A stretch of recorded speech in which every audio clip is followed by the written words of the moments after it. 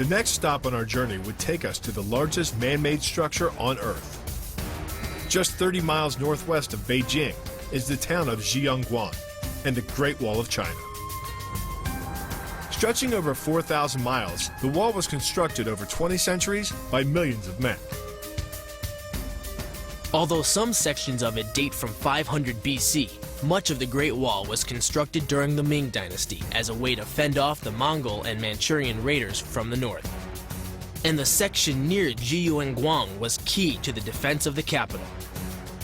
A breach of the wall here would leave Beijing exposed, so the men who stood guard were some of the empire's toughest soldiers and most feared kung fu masters. Today, the town is home to Master Wang Zhi Peng. Master Wang is a disciple of the revered master Wong Shun Leung. Leung also worked extensively with Bruce Lee during Lee's formative years. And it's the skills that Leung taught him that made Lee arguably the greatest martial artist of his time or any other. The style is called Wing Chun.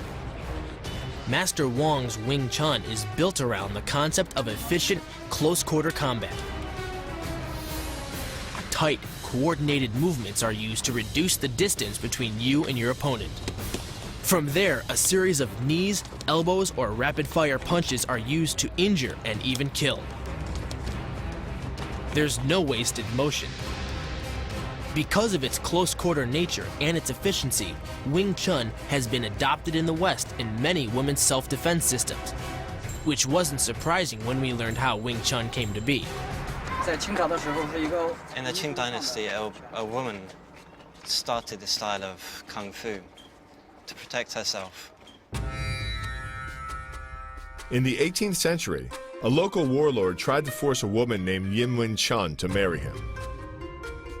But Wing Chun struck a deal. If she could beat the warlord in a fight, she could have her freedom. Wing Chun trained in a rapid-fire style suited to quick, diminutive fighters. Her hard work paid off. She won the fight, and the art of Wing Chun was born. Whether you're male or female, the core strike in any Wing Chun attack is the straight Wing Chun punch. Just a straight punch? Just here? It's the shortest distance between you and your opponent. To execute the Wing Chun punch, the fighter quickly moves inside his opponent's punching range. Good. With his hands in front of his chest and his elbows tucked in, the fighter quickly rotates and extends his fist. Punch along the arm. Then try and get your hand back above your elbow. The punch is then repeated as needed until your opponent bites the dust. I feel like the breeze whizzing by my face. That's cool. And according to Master Wang, the more relaxed a fighter is, the more punches he can throw. Relax. Relax your arms. It's so hard to relax and think about punching somebody. It's not an easy concept. But Wing Chun doesn't just rely on speed. It uses power, too. He's excited. Oh, yeah, that sucks.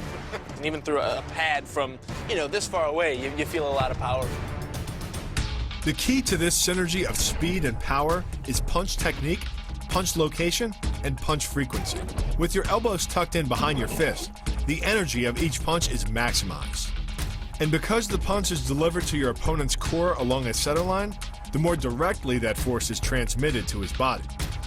The effect is similar to that of continually slamming a battering ram against a door. No matter how strong, it can only sustain so many blows before it collapses.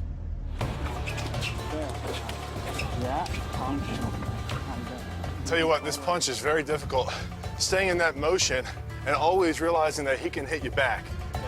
The more you practice, the better you become at anticipating your opponent's next strike. So all these are basically different moves to create hand sensitivity, which comes into play no matter what you're doing. Practice for long enough, and you don't even need to see your opponent to strike him. Blindfolded, Master Wang demonstrated the combination of speed and power that lies at the heart of Wing Chun.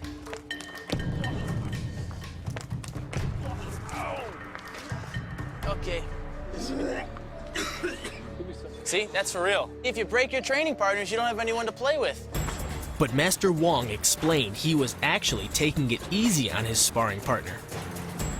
At full force, that punch would have broken this guy's ribs. He was fluid just as fast, and he saw his openings, and he was kicking his butt blindfolded. Yeah, and he hit him right in the solar plexus, and we got to see him puke over the Great Wall of China. But one punch, no matter how devastating, wouldn't be enough to survive a fight.